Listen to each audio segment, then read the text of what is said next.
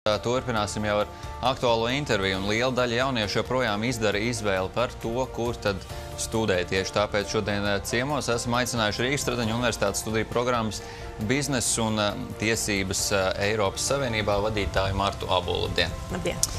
Nu, tad stāstiet, kas šī ir par programmu, ko tad tajā studenti var apgūt? Šī ir patiešām unikāla programma, jo šī ir vienīgā profesionālā maģistra programma Latvijā, kurā mēs piedāvājam apgūt gan šo biznesu, Eiropas Savienības biznesu, gan arī Eiropas Savienības tiesības. Tātad mēs apvienojam gan biznesu, gan tiesības vienā programmā. Tad tā ir maģistra programma, nevis bakalaura? Nē, tā ir maģistra programma, profesionālā maģistru grādu, tad var iegūt beidzot šo programmu. Un kas tajā var pieteikties, kādām ir jābūt tām priekšzināšanām vai tām zināšanām? Tā kā šī ir tāda multidisciplināra programma, tad patiesībā mēs sagaidām gan studentus, kas iepriekš ir studējuši tiesības, gan biznesu, ekonomiku, komercdarbību, gan arī citās jomās studējoši studentus. Mums ir bijuši gan studenti no kultūras akadēmijas, gan no filoloģijas fakultātes. Tā kā mēs esam gatavi tiešām uzņemt no jebkuras jomas studējoši studentus šajā maģistra programmā. Daudz studenti jau parasti interesē tās budžeta vietas vai maksas vietas, vai tās ir un cik tās ir šajā programmā? Tātad šās programmas mēs tiešām vēlamies turēt šo latiņu samērā augstu. Tātad liels skaits studentu netiek uzņemti, mācības notiek samērā mazās grupās, un tas, ko mēs plānojam uzņemt, ir 22 studenti, no kuriem tad labākajiem, motivētākajiem un uz izaugsmu orientētākajiem mēs arī piedāvājam budžeta vietas. Tās ir 2 bezmaksas vietas šajā kursā. Un tas mācību ilgums? Mācību ilgums arī ir atkarīgs, kāds ir iegūts šis bakalaura grāds. Ja ir bijis akadēmiskais bakalaura grāds, tad mācību ilgums ir 2 gadi šajā programmā. Un savukārt, ja ir profesionālā bakalaura grāds, tad tas ir 1,5 gads šajā maģistra programmā. Kad ir galu galā, kad ir noslēgušās studijas un tās ir pabeigtas, tad, protams, studenti strādā gan studiju laikā, bet, protams, viņi pēc tam labprāt, strādā tajā nozarē, ko viņi ir studējuši. Un kāds tad ir tās perspektīvas pēc šādas programmas absolvēšanas tajā darba tirgu Latvijā un varbūt arī citur pasaulē? Jā, mēs patiešām sagatavojam speciālus, kuri būs pieprasīti ne tikai Latvijas darba tirgu, bet arī darba tirgu visā Eiropas Savienībā. Jo tas patiešām ir nepieciešams. Mēs jau šobrīd šajos konkurences apstākļos ir nepieciešami speciālisti, kuriem ir zināšanas ne tikai vienā šaurā nozerē, bet jau starpdisciplināras zināšanas, kā šajā gadījumā gan biznesā, gan tiesībās, kas noderēs gan uzņēmējiem, gan juristiem, gan projektu vadītājiem, gan jebkurām darbiniekam, kurš strādā kādā starptautiskā kompānijā.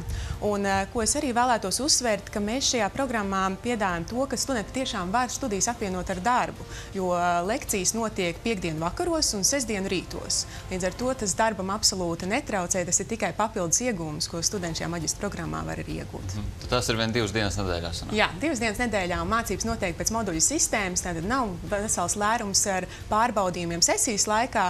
Eksāmeni tiek kārtot pēc katra priekšmeta, un to ir tiešām iespējams apvienot ar darbu.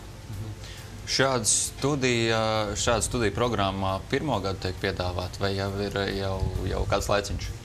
Viņa jau Eiropas studiju fakultātē ir bijusi piedāvāta, bet patiesībā es katru gadu varētu no jauna stāstīt, jo mēs tiešām dzīvojam līdzi laikam.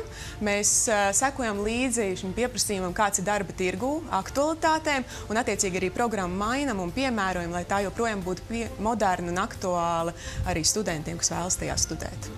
Kāds tad ir tas pieprasījums šogad, cik daudz izvēlas studēt? Šobrīd joprojām notiek pieteikšanās. Pieteikšanās notiek līdz 8. augustam. Un, šobrīd joprojām studenti piesakās. Lai pieteiktos, tad ir jāiesniedz arī papildus visiem dokumentiem klāt eseja, kurā tad studenti pierāda savu motivāciju, studēt šajā programmā, savas intereses. Un tad arī notiks konkurss, un pēc šiem esejas rezultātiem mēs arī izvērtēsim. Kā ir parasti ar to teorijas un prakses apvienošana? Ir arī kaut kas praktisks, un cik praktisks, cik daudz no šīs programmas ir? Tātad šī ir profesionālā maģistra programma. Mēs esam piesaistījuši Latvijas vadošos speciālistus no biznesa vides, kur pasniedz lekcijas. Mums ir arī vairāk ārvalstu lektori, augsta līmeņa vietējie pasniedzēji.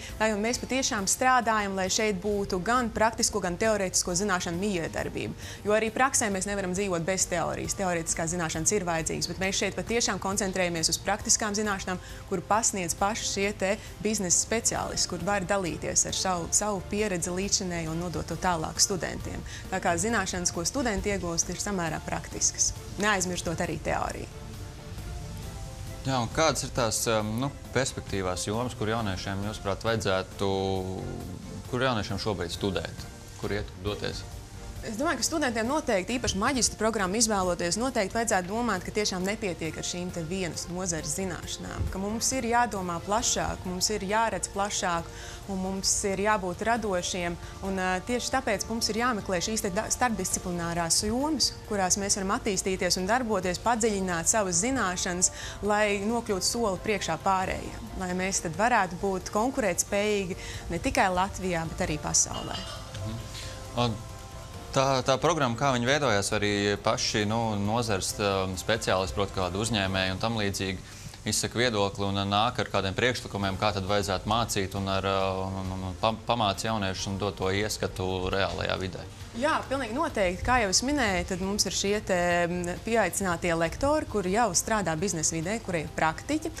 Tāpat mēs arī plānojam šā gada laikā organizēt diskusijas ar studentiem, ar jau esošiem biznesa līderiem, ar juristiem, kuri tad varētu sanākt kopā un parādīt, kuri ir tie punkti, kad apvienojās šīs zināšanas, kur biznesa cilvēkiem ir nepieciešams zināšanas par tiesībām un kur savukārt juristiem ir ļoti nepieciešams šīs biznesa zināšanas, lai varētu, piemēram, saviem klientiem sniegt labāko atbalstu un palīdzību ar, piemēram, komercdarbību saistītos jautājumos. Un tas ir tas veids, kā mēs arī dzirdēsim viedokli un uzklausīsim to un arī veidosim šo te programmu, iesaistot tos cilvēkus no biznesa vides. Aizvien vairāk studentiem katru gadu ir tā vēlēšanās doties arī ārpus valsts un izmēģināt spēkus kaut kur citur ārzemēs. Kā ir ar šo studiju programmu, vai ir tā sadarbība arī ar ārvalstīm? Jā, mēs, protams, mūsu programmas ietvaros arī var izmantot šīs Erasmus programmas iespējas. Stradiņu universitātē ir ļoti daudz šīs partneru augstskolas ārvalstīs, uz kurām studenti arī šīs maģistra programmu ietvaros var doties, ko mēs arī atbalstam, lai arī studenti var iegūt šo multikulturālo pieredzi, ko tālāk varēs izmantot savā profesionālajā darbībā.